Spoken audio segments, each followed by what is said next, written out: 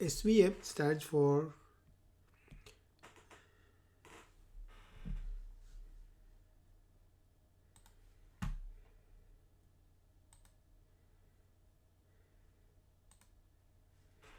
SVM stands for support vector machine. So it's a machine learning algorithm used mainly for classification. So let's say you have uh, some points. Let's say you have positive points like this, and you have negative points like this, right? So SVM is all about finding the boundary, the decision boundary. So this could be a decision boundary, right? Which can help to classify on which side of the boundary the point lies. We can say whatever is on the right side of this particular decision boundary are positive example, and whatever is on the left are the negative example, right? So okay, we are just considering a two dimension in this case, x1 and x2. So line would be sufficient to classify these two set of points, and we will learn more and we will also see how can we classify to a higher dimensions later on. It's easier to understand the things in two dimensions, so that's why I'm restricting it to dimensions. So SVM, the first thing is finding the decision boundary, right? The second thing is, if you want to classify these two set of points, there are several boundaries possible, right? For example, the other boundary could be like this, right? Third boundary could be like this, right? So there are several distinct boundaries possible. So support vector machine tries to find out the boundary which maximizes the margin between positive and negative. What does it mean? So by that, what it means is, in addition to finding the decision boundary, it also finds the support vector which maximizes the margin. So in this particular case, say let's say uh, this is our let's say this is our decision boundary, right? So it will find two parallel lines, uh, which is the nearest to the negative point and one nearest to the positive points, right? And it will calculate this distance. This is called a margin, right? And it will find the line in such a way that this distance is maximum. That's why this support vector machine is also known as maximum margin classifier. And these two lines are called support vectors. Okay. Now, if you look closely, then and let's try to find these margins for other vectors also, other decision boundaries. So for decision boundary, this is the maximum distance we can get. But if you like take example of this is the boundary, and let's say finding the corresponding support vector to the nearest positive point, which is this, and nearest negative point, which is this. So you can see this distance is much better, right? So that means this decision boundary, let's say call it boundary number 1, is much better than this decision boundary. Okay, and that is what support vector machine does. The goal is to find the boundary in such a way that it maximizes the margin between positive and negative points, right? So this is a higher level concept. Now let's look into the mathematics of support vector machine.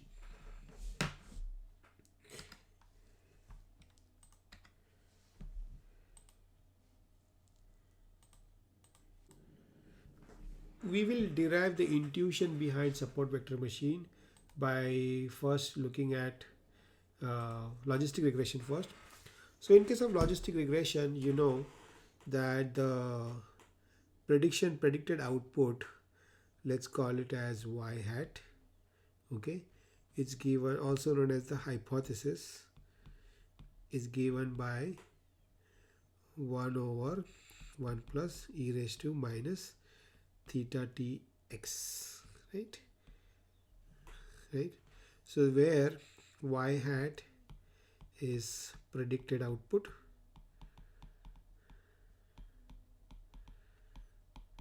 x is the input, and theta transpose t is the parameters of the model.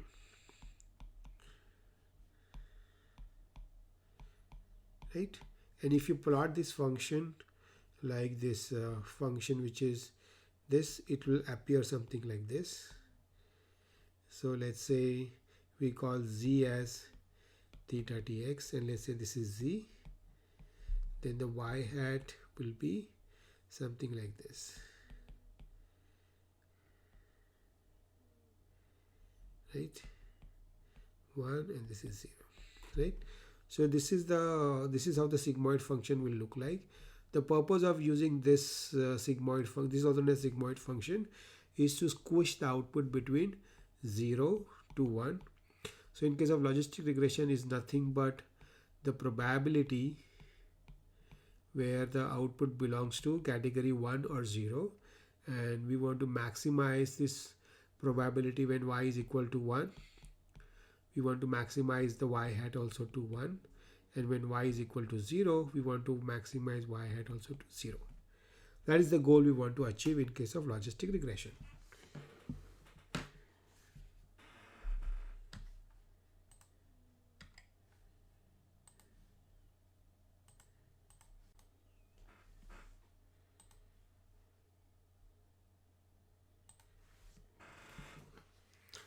So if you compute, so we saw that y hat is given as 1 upon 1 plus e raised to minus theta t x, right? So in order to compute the loss function, we take the gradient of hypothesis, and that cost function is given as 1 over m minus y log y hat plus 1 minus y log of 1 minus y hat.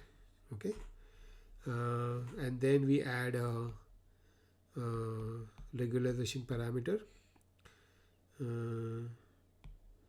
I is equal to 1 to m theta j square, right? So let's understand this term where m is the number of samples and n is the number of parameters, right? So let's understand the intuition behind this function, right?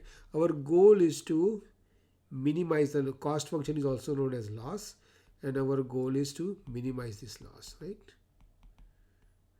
as much as possible. So let's understand what happens when y is equal to 1. So when y is equal to 1, the second term vanishes because 1 minus 1 is equal to 0, and what we are left is the term which says minus m y log y hat, and y is 1, right? So our goal is to minimize log of y hat. We want it to be 0.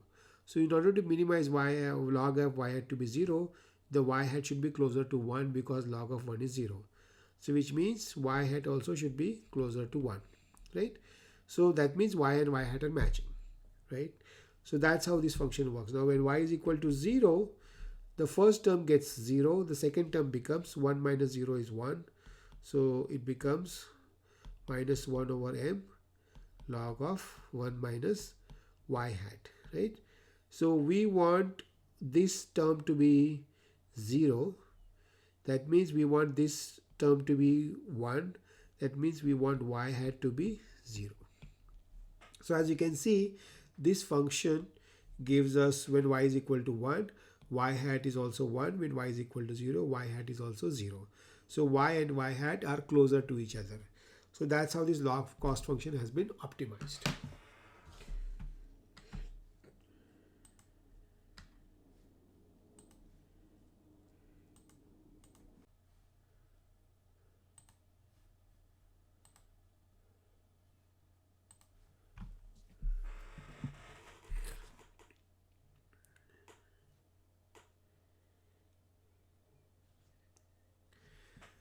Now let's try to simplify logistic regression function using some linear algebra, right? So we saw that the cost function was like this: minus 1 over m log of y hat plus 1 minus y log of 1 minus y hat. Let's ignore the regularization term for now. So if you expand this, if you substitute the value of y, so it will be 1 over 1 plus e raised to minus theta transpose x, right? y, right? Plus 1 minus y log of 1 minus 1 plus e raised to minus theta transpose x, right? That is the value, right? Now let's divide into two parts. When y is equal to 1, what happens? We are left with minus 1 over m log of 1 over 1 plus e raised to minus theta transpose x. So if you plot this function, it will appear something like this. So let's say z is equal to e raised to theta transpose, no, z is equal to theta transpose x. Okay, so if this is z, and let's say this is the middle 0, so you have 1, 2, 3. Let's plot y hat 3, 2, 1. So this function will appear something like this.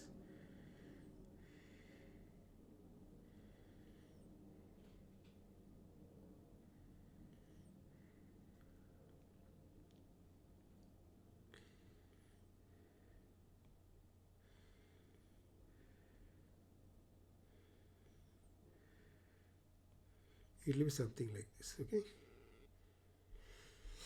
Okay. This is minus 1, minus 2, minus 3, right? And this can be approximated. This is an exponential function. This is a multinomial function, right? It's not a linear function, but we can approximate this function. Let me choose a different pen so that it's more clear.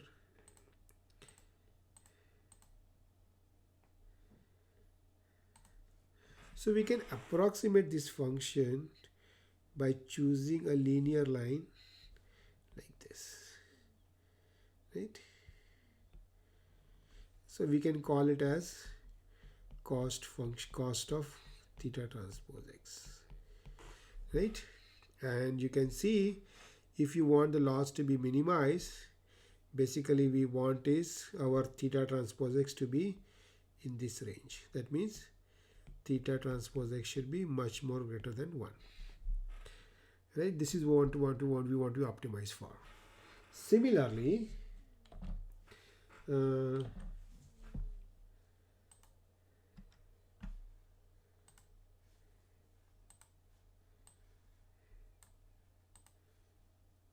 let's take example of a negative case, right?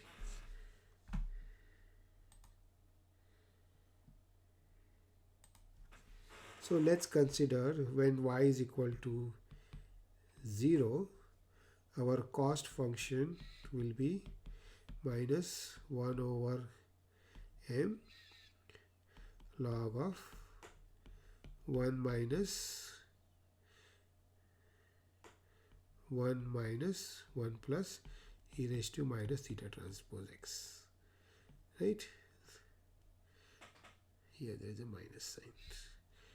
Okay, so if you plot this function, it will appear something like this. So this is 0, 1, 2, 3. Let's say this is z, where z is equal to theta transpose x, and this is the loss cost function, minus 1, minus 2. So this function will appear something like this, right? And we can approximate this function by using a linear function. Let me draw it with a simple example, simple other pen. We can say we want to approximate this to be equal to this line. It's a linear line which has a value of 0 beyond z is equal to -1, and it has a some value which is greater than positive value. So we want y equal to 0, we want the loss to be minimum. That means the z should be less than, much less than, equal to -1, right? Which means theta transpose x should be much less than -1 for y to be 0. So let's generalize these two equations now. So essentially what we want is when y is equal to 1, theta transpose x must be greater, much greater than 1, and y is equal to 0. What we want is theta transpose x should be much less than 1, right? So using this, we can rewrite our SVM minimum optimum, and this is what SVM is all about. Okay, it tries to optimize these two conditions. There is one more condition that we are going to derive, but this is condition number 1. We want this in order to get a distant boundary. We want to achieve this, and then second thing is we want to achieve this, right? And there is one more condition that we will derive. So we will generalize the equation. The cost function is to minimize this loss function, which is given by 1 over m sigma I is equal to 1 to m y cost of 1 theta transpose x, then plus 1 minus y cost 0 of theta transpose x, right? So where this we saw is a linear line, right? And this we saw is another linear line. So where cos theta 1 is optimizing of this, cos theta 2 is optimizing of this, right?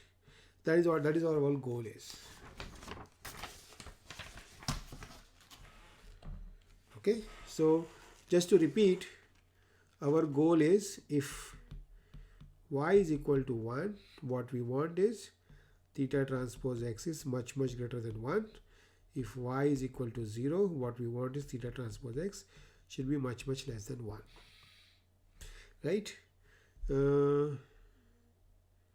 Okay, so another thing that I would like to talk about is the C parameter of SVM. So if you include the regularization parameter, the whole equation becomes like this, right? Minimization of 1 over m sigma I is equal to 1 to m y cost 1 of theta transpose x, right, plus 1 minus y hat, 1 minus y into cost 0 of theta transpose x, right, right, and plus the regularization parameter was lambda over 2m sigma I is equal to 1 to n theta j square. Now this lambda is a regularization parameter. In case of SVM, we calculate a C parameter, which is 1 over m, right? And this whole equation, if you say it is of the type A plus lambda B, we invert that and say C is equal to A plus B, right? So we rewrite our cost function. So we rewrite our cost function as minimum. We have to minimize C, lambda I is equal to 1 to m, y cost 1 of theta transpose x plus 1 minus y cost 0 of theta transpose x, right? And our goal is so this C is again a regularization parameter. Okay, so we need to note that if the C is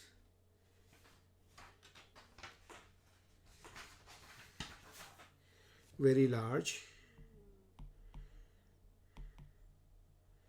our algorithm will be very sensitive to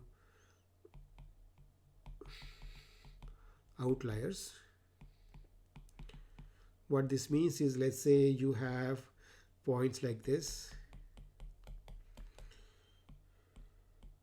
and your decision boundary was like this, which was good, but let's say you somehow your one of the positive points is like this, suddenly your decision boundaries will be changing like the significant change, right? So this will happen if your C is very large, but if the C is not too large, then the decision boundary will stay like this and it will ignore the outlier. So that's why it's also important to choose the right value of C.